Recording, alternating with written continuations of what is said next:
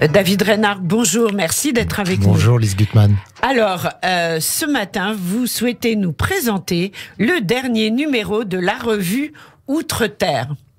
Oui, quelques mots, David. Outre-Terre, c'est une très grande revue européenne de géopolitique qui a été fondée en 2002 et qui est dirigée depuis par l'un des plus grands géopolitologues, Michel Korinman, qui est professeur émérite de géopolitique à Paris-Sorbonne, président de l'Académie européenne de géopolitique, qui est aussi auteur et co-auteur de très nombreux ouvrages qui font aujourd'hui autorité. Alors que pleuvent aujourd'hui les listes noires et les appels à la censure, on peut en effet légitimement se demander si dans notre démocratie, le conflit civilisé notamment n'est pas en train de se perdre. Et Outre-Terre, cette revue, maintient ce savoir vivant coûte que coûte et échappe vraiment par la qualité de ses textes et de ses intervenants au conformisme idéologique de notre temps. Alors en quoi cette revue nous aide-t-elle à comprendre le monde dans lequel on vit, David ? C'est une revue qui confronte les points de vue sur les grandes ou les petites questions auxquelles, par profession, par curiosité ou par engagement, des universitaires, des journalistes, des grands hommes politiques ont été conduits à réfléchir. Donc, pour saisir les enjeux, pour savoir quoi penser, pour se faire aussi une opinion personnelle, on a besoin d'être éclairé par d'autres et de lire des textes et des auteurs qui vont problématiser le monde, qui l'humanisent aussi dans le même mouvement, jusque parfois dans l'expression même de leur divergence. Et c'est le pari de la revue Outre-Terre, et franchement, c'est un pari gagné. Alors, à quel thème est dédié le dernier numéro de la revue Outre-Terre ?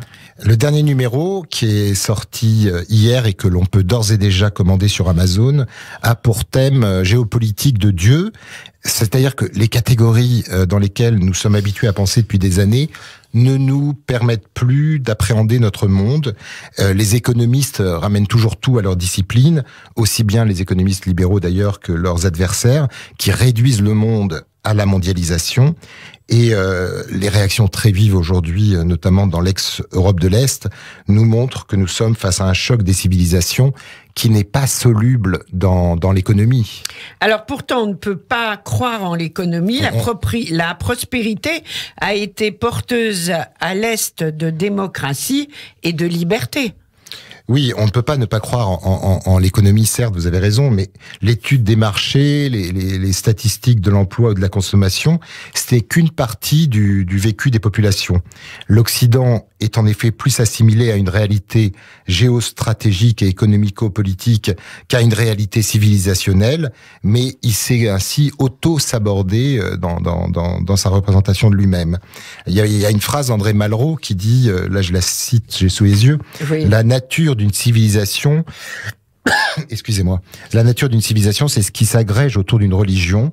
Notre civilisation est incapable de construire un temple ou un tombeau. Elle sera contrainte de trouver sa valeur fondamentale ou elle se décomposera. Et pour échapper au choc des civilisations sur notre sol, et aussi intégrer tous les extra-communautaires qui sont désireux d'intégration, il faut commencer par réhabiliter l'héritage juif et chrétien de l'Europe. Et d'ailleurs, Alain Finkielkraut avait dit qu'on n'intégrera jamais des gens qui n'aiment pas la France dans une France qui ne s'aime pas. Oui, c'est très fort. Alors, l'Europe n'a pas pourtant inscrit dans sa constitution les termes d'héritage judéo-chrétien. Alors justement, Michel Korinman évoque dans son texte qui introduit les articles de la revue, son texte s'appelle « Le génie du christianisme ». Oui. Il évoque cet épisode de la Constitution européenne. C'était en 2004. Il y avait eu une longue controverse entre ceux qui se battaient pour faire inscrire dans la Constitution les termes de patrimoine religieux de l'Europe et d'héritage judéo-chrétien. Et puis d'un autre côté, il y avait ceux qui s'inquiétaient qu'on inscrive ces termes et qu'on fasse mention de l'héritage judéo-chrétien de l'Europe et qui avaient peur, par exemple, d'une offensive vaticane, notamment pour garder la main sur les questions éthiques, comme le mariage homosexuel, l'interruption volontaire de grossesse, etc. À l'époque, d'ailleurs, certains dénonçaient les partisans du club chrétien, ceux qui veulent rester entre soi. Alors, comment se terminera la controverse entre le parti chrétien et le parti des Lumières, justement ? Alors, la longue controverse entre le Parti des chrétiens et le Parti des Lumières va se terminer par une défaite du Parti chrétien.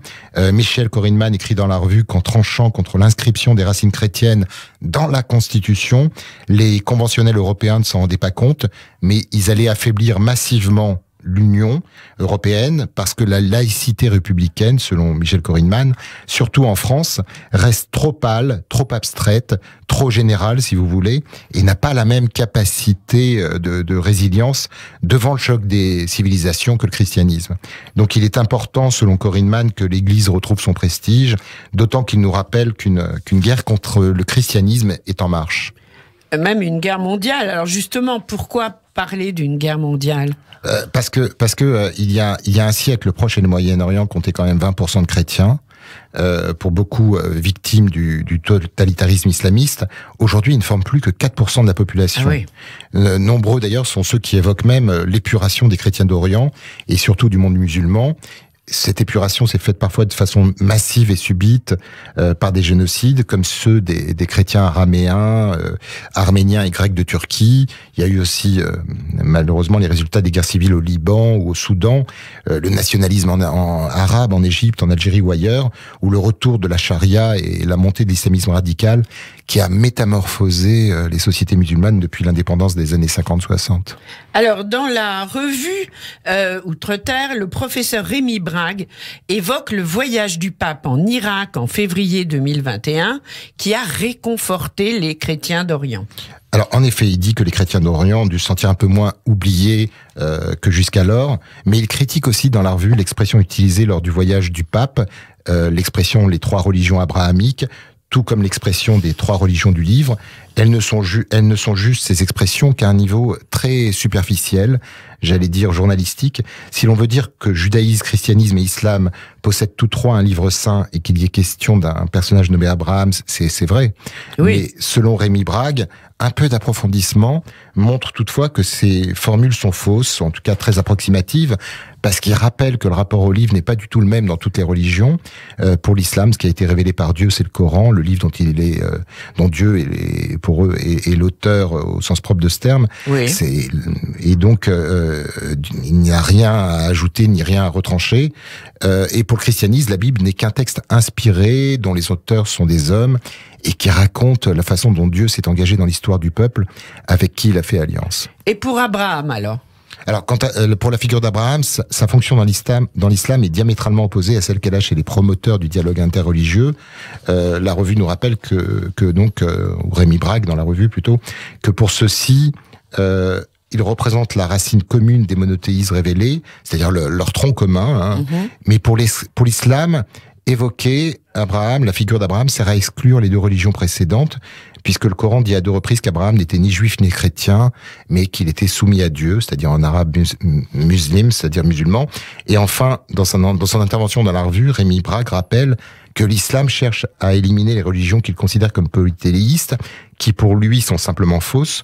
En revanche, il a un projet différent sur les religions dont il considère qu'elles font partie de sa généalogie, à savoir le judaïsme et le christianisme, et il prétend en constituer une forme définitive, débarrassée des erreurs qui s'y seraient glissées, et de restituer, si vous voulez, ces textes dans leur vérité primitive qui seraient préservés dans le seul Coran.